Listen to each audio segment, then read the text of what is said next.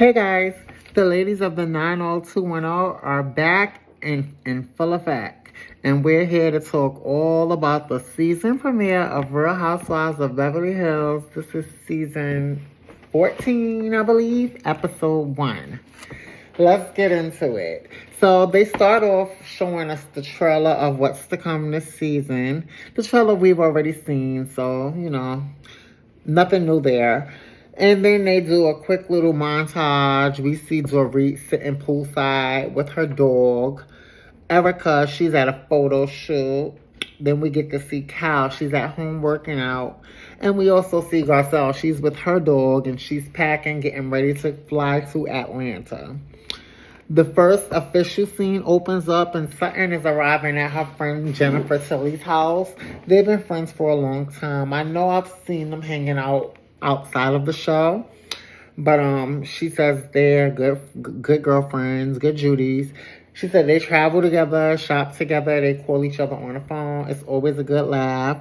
So she loves her, and that's her girl. So they get to talking, and Jennifer asks her about her upcoming cool girl summer because Sutton's son is going to be going to college. Actually, I'm sorry, he graduated college and he's going to be going to law school. Now, I don't know if she has one daughter or two, but she says her daughter slash daughters is going to be staying home, I guess, or something like that. But anyway, she never really records with her kids. I don't think she's ever done a scene with any of her kids. I think she has with the daughter, maybe. I'm not sure. I don't remember. But, so she's talking about she's planning on throwing a surreal-themed party. And she wants to invite all of the ladies. It's going to basically be, representing surreal art. I'm not really an artsy person, so I would have to look up a reference. But once I saw the party, I got it. So now, she also admits that she hasn't been the best friend to Cal since the divorce and everything. She says that, she eventually, one day she thought about Cal and she reached out to her because she was missing Cal. She said she would be shopping online and she would see things that she know Cal likes that she would normally send to Cal. So she's like, I miss her. So they eventually met up one day and she was telling Jennifer, it started off real quiet and, real icy. And then it softened up. And at some point, they both started crying. And they eventually made up. So, Jennifer was happy to hear that. So now, the next scene, we see Erica. She's arriving at Pacific Design Center, a.k.a. Mogul. And Dorit is meeting her there to help her with some, designing ideas because, Erica has downgraded since she divorced from Tom. She's on her own now. She moved from the mansion. She had to downgrade, but she basically wanted new furniture and just new ideas for a new, fresh start. She said the things she left behind, they're online. You can see them. They're on sale. I forgot where she said they were. I don't know if she said eBay or not. But anyway, so they talk for a little while and then they want to go sit down. But Erica can't find somewhere to sit down because of her leg makeup and she doesn't want to make a mess. So they eventually find somewhere to sit and Dorit let her know that she has bad news. So the bad news is that her and PK are separating. And Erica acts like she's so surprised. And I'm like, girl, why are you acting surprised? Because right after that, they showed the flashback of last year at BravoCon when they asked her who she thought would be the next couple to split. And she said PK and Dorit. So, girl, why are you acting surprised? You already saw this coming. Anyway, but Dorit said she doesn't hold that against Erica. She was asked a shady question, so she gave a shady answer. And she don't think she meant, that she don't think that she meant that and wanted that for them. And I don't believe Erica wanted that for them either. She was just being shady in the moment because they asked her a shady question. But when she did say that, I did gag like, ooh. So then they show flashbacks of like her and PK's issues and signs of it. They showed a flashback of the time when he set up the um pretty woman date for her that Cal helped him with, and she was unappreciative. And then they also showed the flash of when she was going through the PTSD after being burglarized. And he was like, he thought a lot of it was more of her being pretentious. So yeah, they had issues. So now she says that PK's drinking has gotten progressively worse. Like, he was always a drinker, but she said it started to get worse. And then they had a flashback of last reunion, because last reunion, I remember when Andy asked her how was her and PK doing, and she said, we're doing better than ever. He's sober, and we're good. So now she's, Erica's like, oh, so you feel like people are looking at you like, oh, you were lying. And she was like, yeah, but she was like, at the end of the day, the truth is, at that time, we were doing good. He started to get sober and he was clear-minded and we were doing real good. But, that doesn't mean that our issues disappeared. It just means that he had a clear head and we weren't arguing as much. But, of course, the issues began to resurface. They were just festering, and then, they came head on. So now, she said it was no catastrophic event or anything that happened, no cheating or anything. She said one day everything just came to a head. I guess they had a big blow up, and they both mutually sat down and decided that it was best that they separate. She said it was getting to a point where they were just like yelling at each other, cursing at each other, just basically getting crazy, and like, kids in the house and all that. So it was becoming real toxic. And they both acknowledge that. So she says. So now Erica starts to remember when she was going through her little moments when she was getting divorced from Tom and she was snapping and flipping out on the ladies. They showed a flashback of her snapping on Sutton when she was telling Sutton, what are you going to do? What are you going to do about it? And Sutton was like, nothing. And she was like, exactly. Shut the fuck up. So now she does let Sutton know she's after she leaves her, she's gonna be meeting up with Cal, and she doesn't, she wants Zori, like, she's like, what you want me to do? And Zori is like, I'd rather you not say nothing, because remember, Zori and Cal haven't spoken since the reunion, and their friendship is on, shaky ground. So that's that. So the next scene, you see Cal. She's home with her daughter Portia, and they're moving around furniture from the backyard to inside the house, I guess. And she lets us know that Mauricio moved out like 1 or 2 weeks ago. And right after that, which daughter was it? Alexia moved out. So now it's just her, Portia, and Sophia.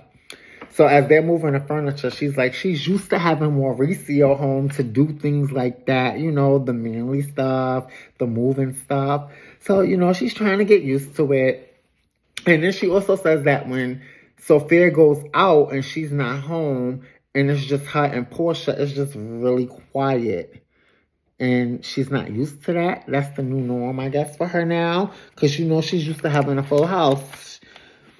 So now, Erica does arrive, because remember, Erica told Dorit she was going to meet up with Cal after she left Dorit. So Erica arrives.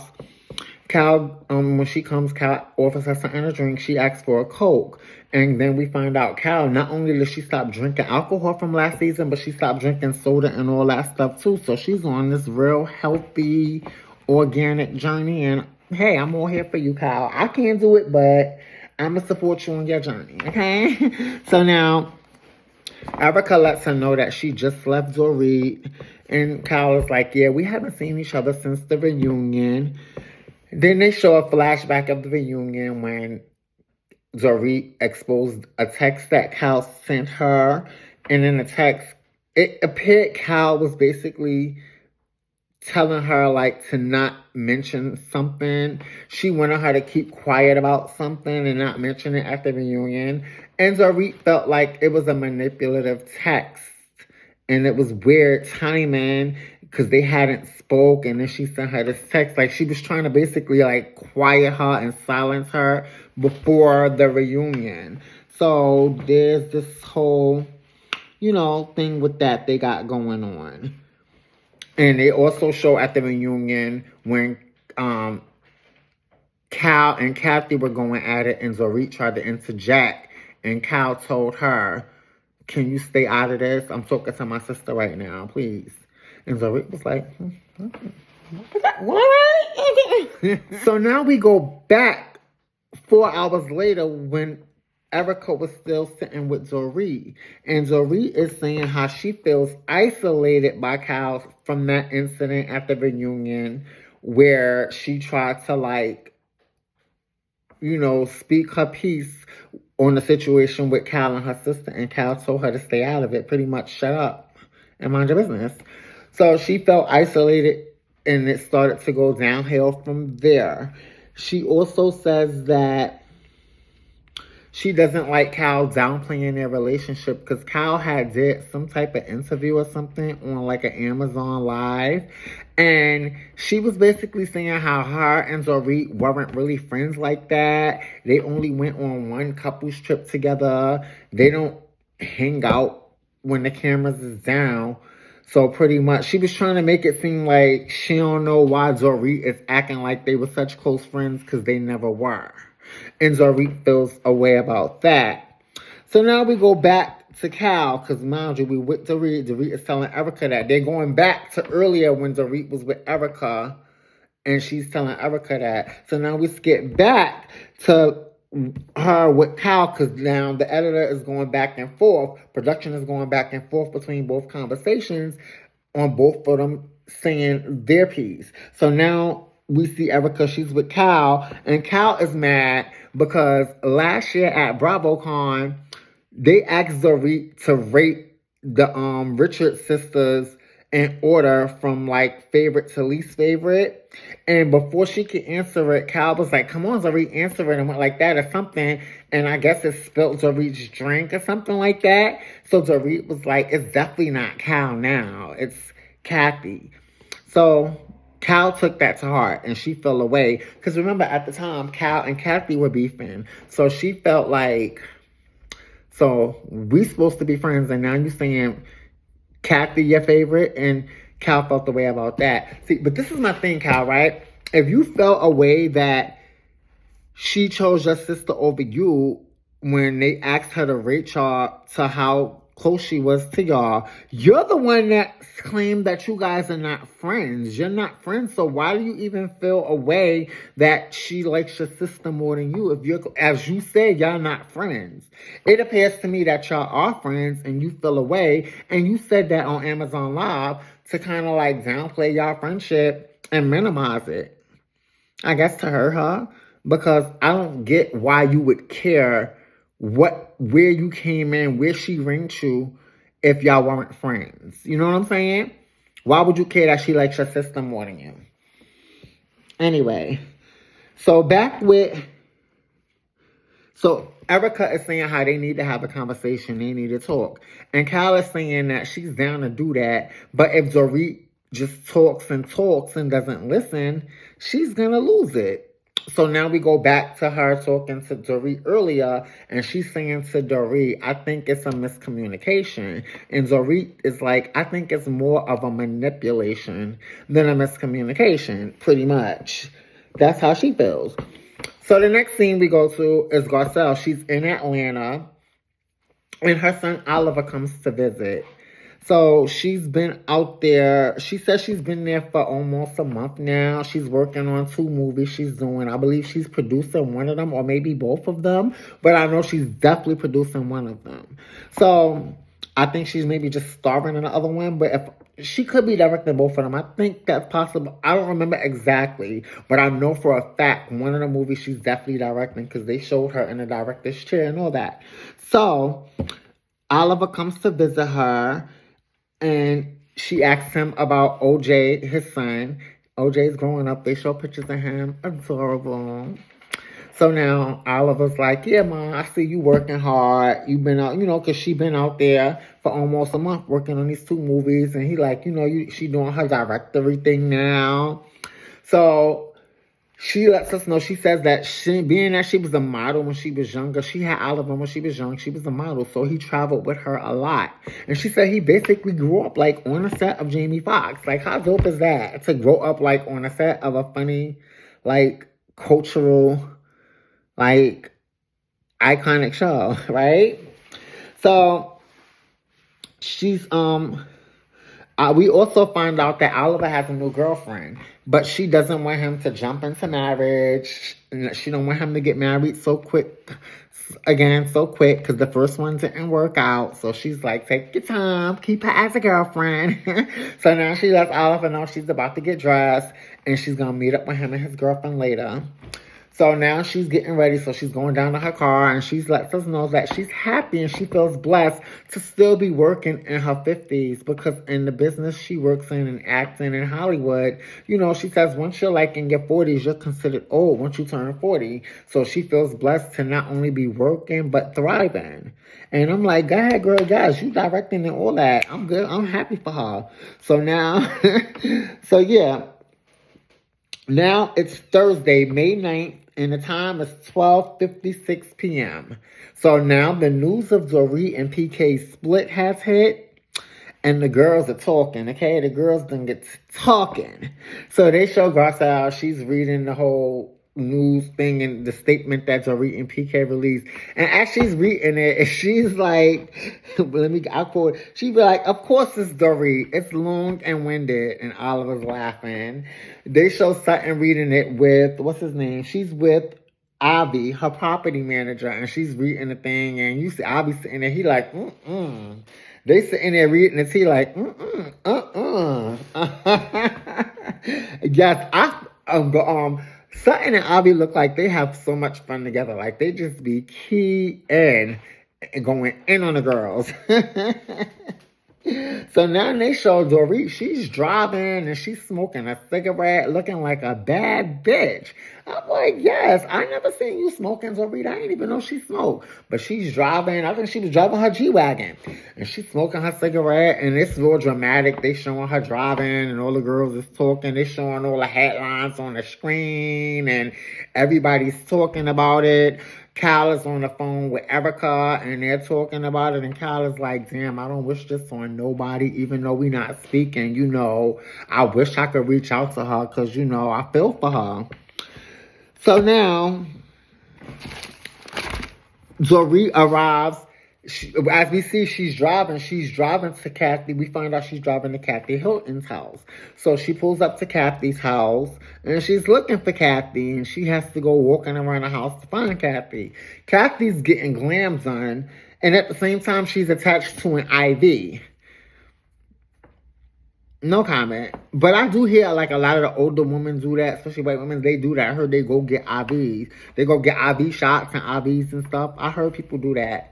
And I guess she's at that age, so I guess she about to go party, so she want she want to be fully hydrated. She probably got to turn up and drink. So yeah, so they the reader's like, it's funny how Kyle isolated her, and Kathy is like calling her, checking on her, and inviting her over. So it's just like weird. So now they start to discuss the situation, the news, and Kathy's asking her, are you okay? And she's like, we just got to work on it. And Kathy is like, well, is he willing to work on it? So now, at the same time as this is happening, we see PK, he's meeting up with Mauricio at the Henry. And they get to talking, and PK is visibly distraught. You can tell, like, he says, he didn't expect, like, I guess once it hit, it was like, all right, now this is really happening. I guess it didn't hit him until the news hit, and it was really happening and people were talking about it. So you could see that he's really, like, going through it right now. And he tells Mauricio that, Mauricio asks him, what are they going to do about the kids? He says they're not telling the kids. And Mauricio asks him how old are the kids? And he says they're 8 and they're 10. And he like, nobody knows our kids like us. So, hey, eventually your kids are gonna start to notice things unless y'all get back together. Like I could see if y'all working on it and y'all end up getting back together. What's the sense of the kids knowing y'all was ever even separated? I get that. So we'll see how this works out. But I don't think they're getting back together, okay? This was a long time coming. So now, back at Kathy's, Dorit reveals that PK, she admits and says that he is a full-blown alcoholic. And he's going through like rehab or whatever, but he's a full-blown alcoholic trying to go through sobriety.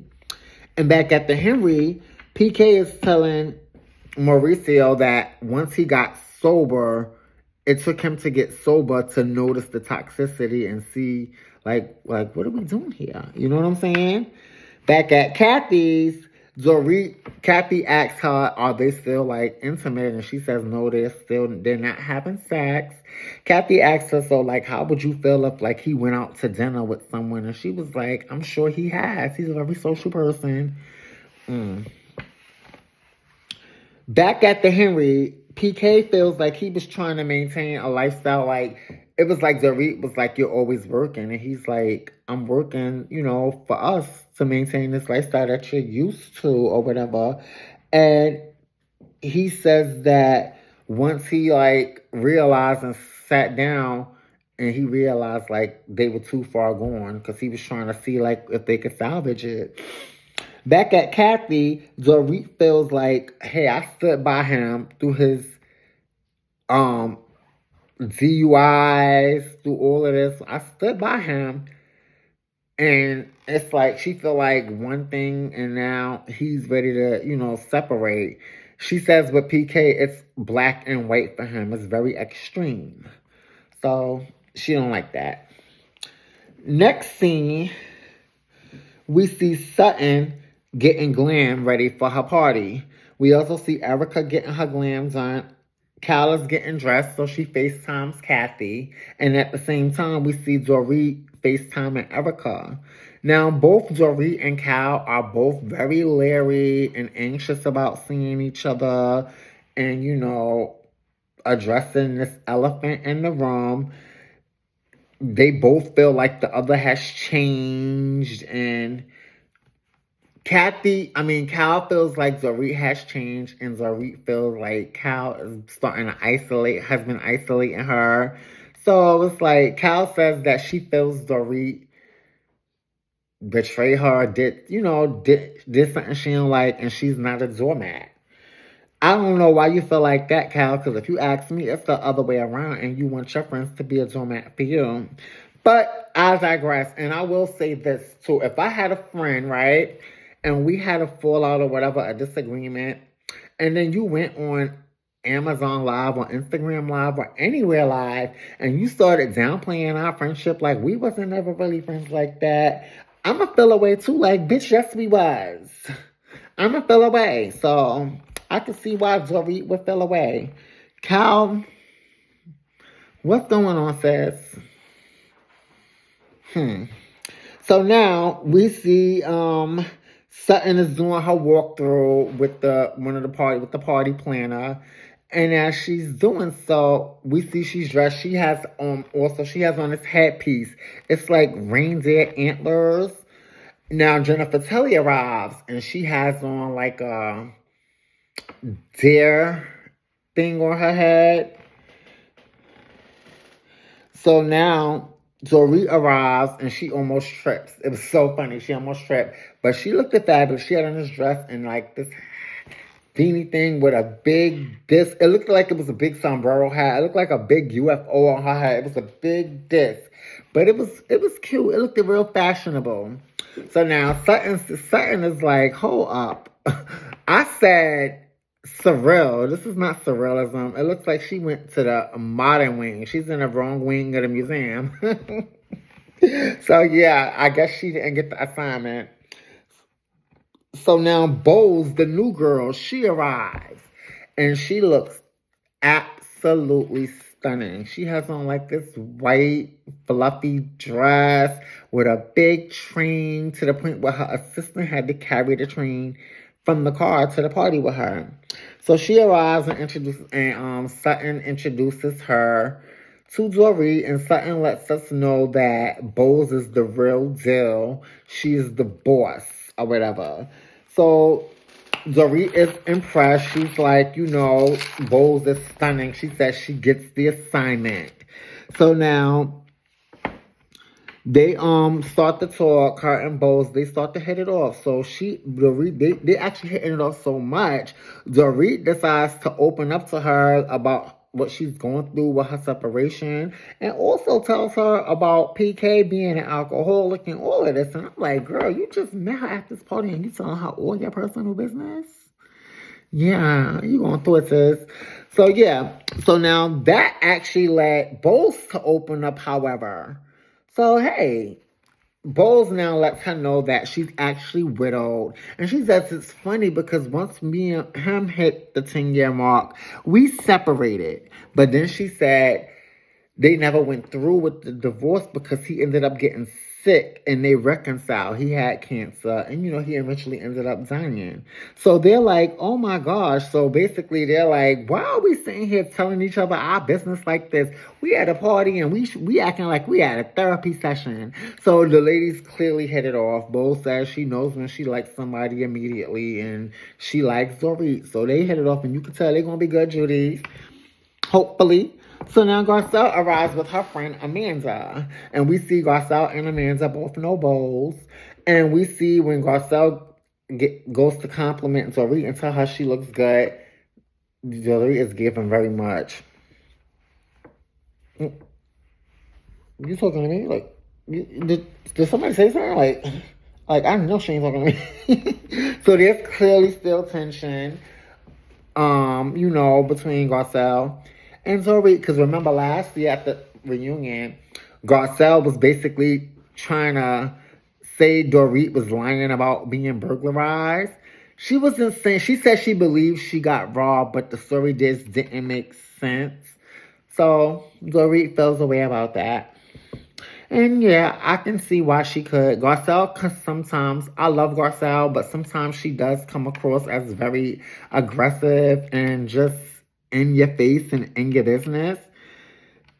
So, and sometimes it's like, no matter what you tell her, she's going to believe what she want to believe anyway. So, why bother?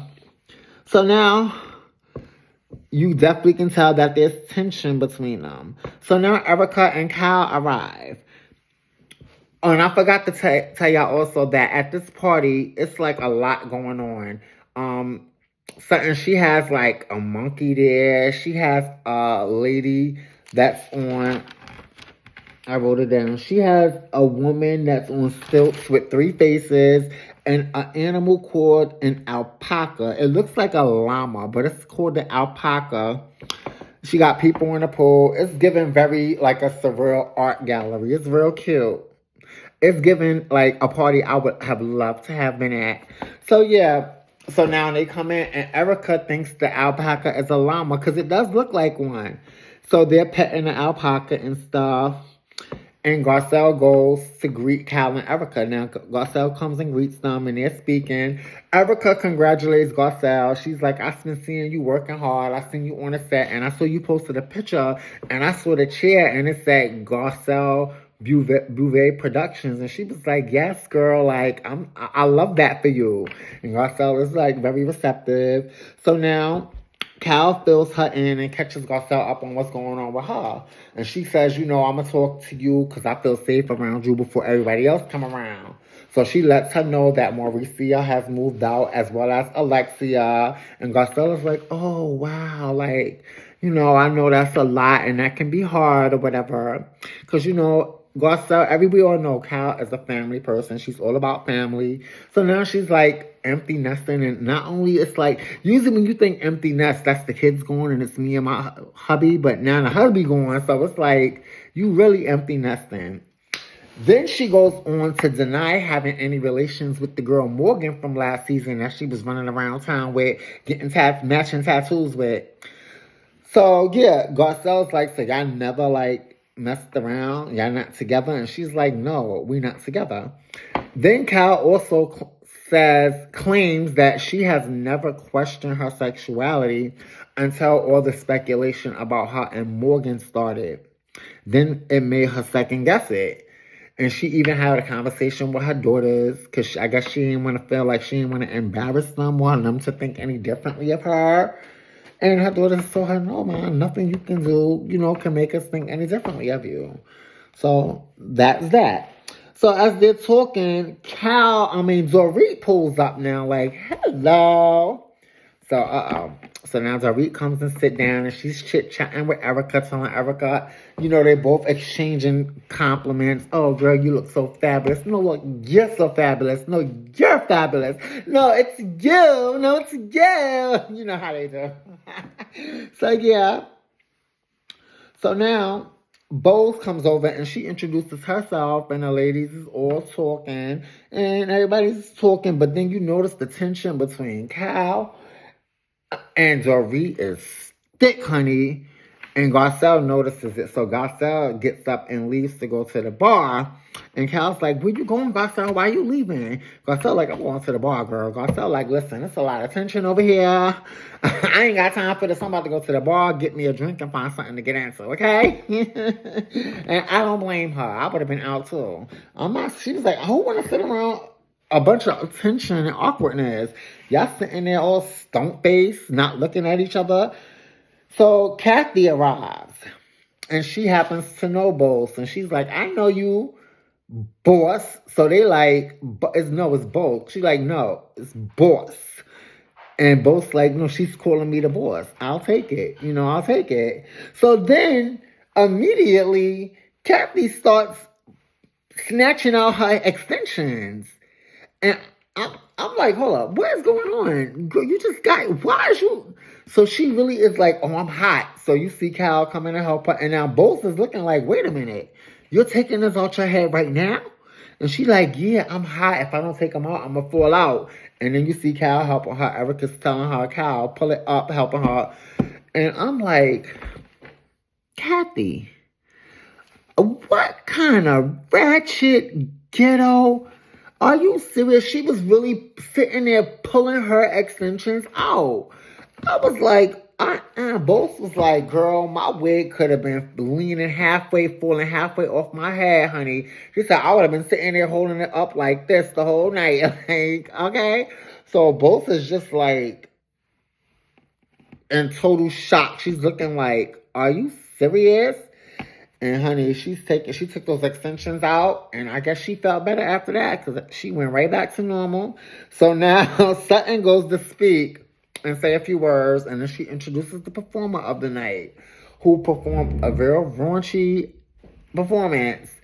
And after the performance, as the performance is going on, Erica's loving it because, Erica Jane is all about that raunchy, that's her style. Like, what's that song? Her pussy something?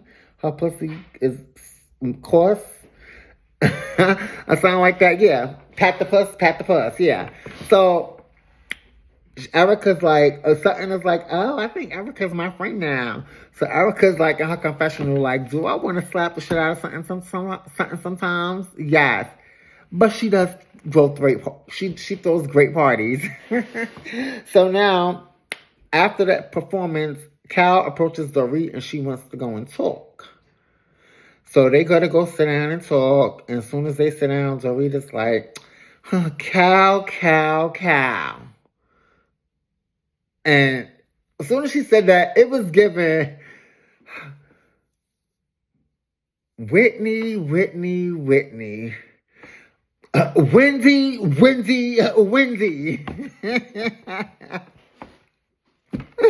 So yes, I'm like, so then they start talking, and Cal starts off by saying, first of all, I heard about you and PK, and I'm really sorry, I don't wish that on nobody. She basically, says her piece about that. And then as she's starting to talk, Dorit is cutting her off, and Dorit is not trying to hear nothing. So Cal is like, I'm trying to talk. If you're going to be confrontational and condescending, And Dorita's just like, listen, I'm not here for none of this. I'm tired of the bullshit. I'm not having it. Don't try to gaslight me. I'm not with it. I'm good. I was like, all right, I'm embellishing. Of course, she wasn't saying that, and she wasn't saying it like that. I'm giving y'all my version of what she gave, because that's exactly what she was giving when Cal was trying to talk to her. She was giving very much, Cal, please save it, talk to the hand, because I'm not trying to hear it. And I was like, oh, girl, this ain't going. And from what I understand, she going to have her foot on Cal neck all season. So we in for a long season, girl. But yes, the ladies are back. They're starting off with a bang. This was an excellent episode. I was definitely intrigued. It was a super soft episode as well. And sometimes I hate when it be an hour and 15 minutes because they be like, damn, girl, y'all training me now. But I was here for all hour and 15 minutes of this episode. It was good. It wasn't that many scenes, but the scenes were long and it showed a lot. And we met the new girl Bows. And I will say, Real Housewives, y'all been doing pretty good with the new girls this year, for this year and this season of All the Housewives. Y'all been doing good, because last year, I don't know what y'all was doing, but this year, y'all, bravo. Like, y'all got Katie over in Orange County, along with Jen, even though Jen, this is her second season, but she still is perfect. Like, I love her as a newbie. Then on Salt Lake City, you got Bronwyn. On Potomac, you got Stacy and Jassy and Kiana. On New York, you got Raquel. And now we got Bo. So we got some interesting new girls. Bravo definitely did a good job. And I hope that's what they did in Atlanta too. Because for some reason, I'm not that excited about this season. But we'll see. But in the meantime, tell me what you guys think about this episode. I really did enjoy it. My favorite part was the whole Surrealist party. That whole scene was just sexy and cute. And I did love the shot of when Dorit was driving and smoking a cigarette. That was like an iconic scene right there. But yes, hit me up in the comments and check me out next week for my review of episode 2. Smooches.